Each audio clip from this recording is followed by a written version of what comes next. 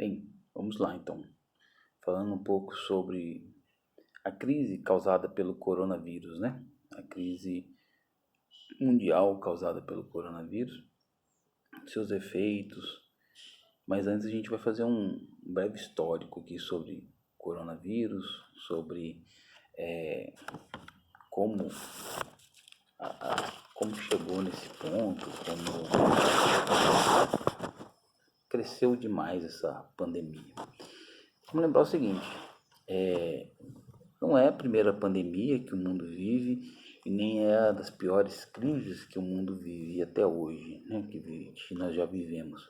Lembrando que nós tivemos a gripe espanhola no início do século XX, nós tivemos as crises, as guerras mundiais, que também levou uma certa crise global, econômica também. E vamos lá. Acontece o seguinte, a gripe espanhola ela trouxe um efeito, né, devastador, mas também positivo de certa forma, porque depois da gripe espanhola muitos países, principalmente da Europa, começaram a instalar sistemas de saúde, sistema público de saúde, né, coisa que não existia. Inclusive depois da, inclusive no Brasil, depois da epidemia de gripe espanhola, houve uma certa preocupação com saneamento, com ações sanitárias promovidas pelo governo, e isso levou assim uma mudança no paradigma de alguns países que não investiam praticamente nada em saúde pública, e a gente começou a ter um, um início dessa preocupação dos governos, né? Aí veio a crise de 29, a crise de 29 que também foi bastante profunda, né, na economia mundial. Ela trouxe com efeito maior para alguns países que estavam diretamente ligados ou dependentes da economia norte-americana, como alguns países da Europa, Alemanha e até o Brasil. Na Europa, a grande prejudicada com a crise de 29 foi a Alemanha, né, que estava com uma recente república, a República de Weimar.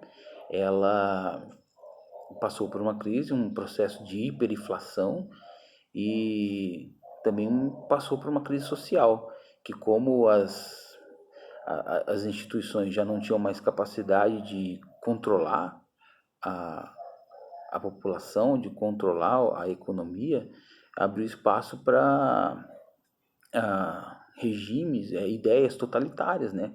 Como veio o nazismo lá no final da década de 30, o nazismo cresceu muito na Alemanha, justamente por essa crise causada, essa crise social e política e econômica causada na Alemanha por conta da crise de 29, que tem origem lá nos Estados Unidos.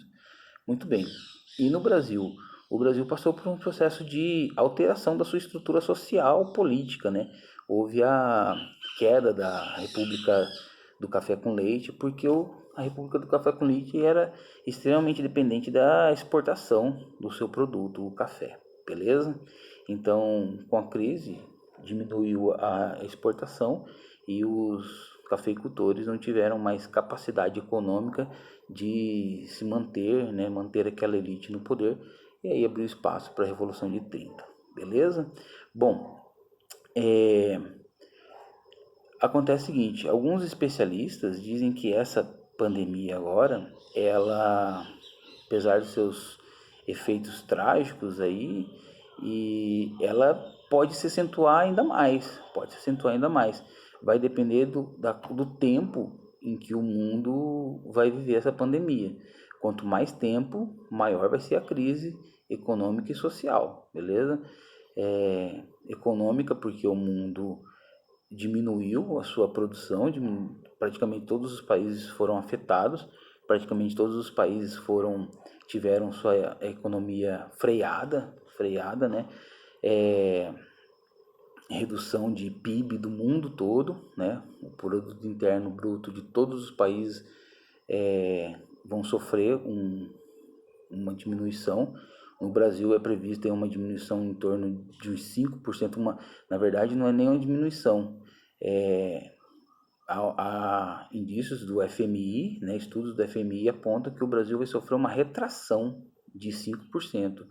Apesar do relatório Focus do Banco Central dizer que nós vamos ainda ter um PIB de crescimento de em torno de 1%, o Fundo Monetário Internacional diz que é diferente, que nós, além de nós não crescermos, o Brasil não crescer, nós ainda teremos uma diminuição do PIB, né? Teremos um PIB negativo, certo?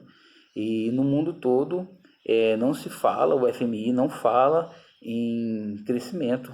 A gente havia uma previsão de crescimento para 2020 do PIB do mundo todo, está em torno dos 3,5%, agora se fala nem em 1%, né? Então praticamente o mundo está, a economia mundial encolheu ao invés de crescer. E o que acontece? E esse vírus, como que esse vírus impacta, né, na nossa vida?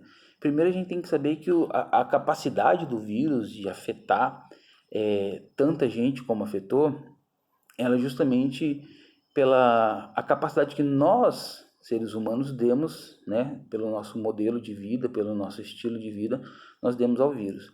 Grandes cidades, o turismo em massa, fornecimento interligado das coisas, você comprar coisas de outros países, essa economia interligada, ela aumentou a capacidade do vírus de se espalhar, né? Serviços, circulação de serviços, pessoas, mercadorias, no mundo todo, isso aí é o que deu a capacidade do vírus se espalhar tão rapidamente. E também uma grande questão de se tratar sobre o coronavírus que deixou explícito foi a desigualdade no acesso à saúde. Desigualdade no acesso à saúde.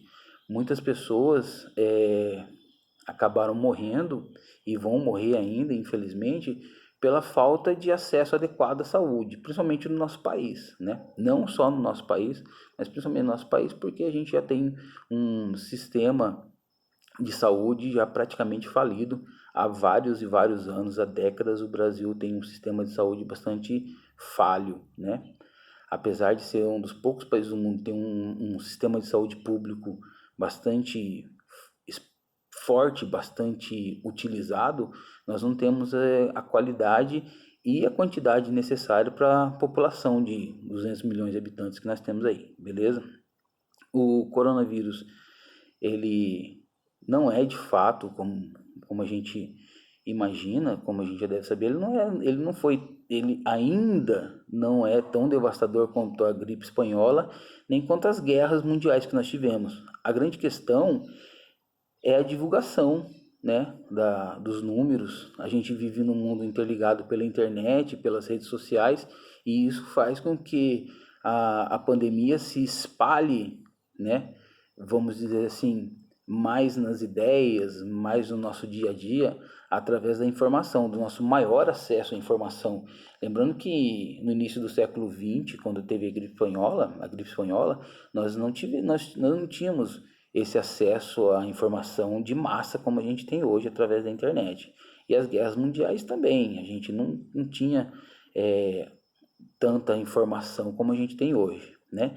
Mesmo assim, um pesquisador de Harvard chamado Mark Lipsitch, ele diz o seguinte, que em um ano, cerca de 70% da população mundial vai adquirir o vírus, né? Vai adquirir o vírus em um ano. Então é um vírus muito contagioso, né? Isso a gente já sabe. E economicamente, muitos países já estavam em recessão econômica, né? O caso da Grécia, o caso da Itália, o próprio Brasil, a gente já vinha passando por um processo de recessão. E a diminuição da produtividade, ela afeta diretamente, principalmente esses países mais pobres, né? O caso da China, por exemplo, que já vinha perdendo espaço industrial para os Estados Unidos, né? Desde que o presidente Trump assumiu nos Estados Unidos, ele vem pregando uma repatriação das indústrias, né? Do parque industrial que foi desmontado nos Estados Unidos para ser transferido para a China. Muitos produtos americanos, de origem americana, muitos produtos que têm a engenharia nos Estados Unidos, que tem sua criação nos Estados Unidos, são produzidos na China, por conta de questões de mão de obra mais barata, acesso a região do Oriente, né? Para espalhar também os produtos americanos e europeus naquela região, e principalmente pela carga tributária que é menor. No entanto, os Estados Unidos, desde uns 3 anos para cá, com o governo Trump, ele vem repatriando muitas empresas e implementando essa política de trazer de volta as empresas para os Estados Unidos, né? Então, uma guerra fiscal e econômica entre os Estados Unidos e a China. Lembrando que a China configura hoje a segunda maior potência econômica do mundo, né? Ainda é a segunda, mas estudos previam que antes da pandemia, a China tinha uma grande chance, em alguns anos, ela bater de frente com os Estados Unidos até e competindo para chegar em primeiro lugar, primeiro lugar da economia mundial, certo? Então esse era um interesse do presidente Trump, tentar repatriar essas empresas, essas indústrias para os Estados Unidos, pensando principalmente também no emprego, né? Os Estados Unidos passava já por um processo de grande desemprego. Então, esses países serão os mais afetados, né? Os países mais pobres, os países emergentes, entre eles o Brasil, né?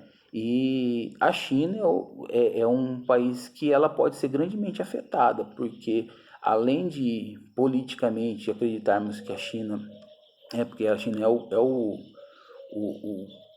ponto zero do vírus, né, onde surgiu o vírus, muitas nações vão deixar de produzir na China, muitas empresas vão deixar de produzir na China e repatriar suas indústrias. A China provavelmente vai receber cada vez menos investimentos de outros países, né? Por exemplo, o caso do Brasil, que aos poucos vem deixando, né, diminuindo sua relação comercial com a China. No caso da Embraer, por exemplo, que tínhamos uma indústria lá e nós vendemos a Embraer para Boeing americana, negócio que não foi concretizado, mas já é uma sinalização de que a gente o Brasil está tentando ir para outro lado, né? Deixar a China um pouco mais de lado, tranquilo? Outra coisa, essa crise, ela também coloca em prática uma tentativa de diminuir a dependência dessas economias mais distantes, né? Vai haver um processo de reindustrialização da Europa e dos Estados Unidos, como eu estou dizendo, justamente para não ficar dependendo desses países tão distantes como China, Índia. Por quê?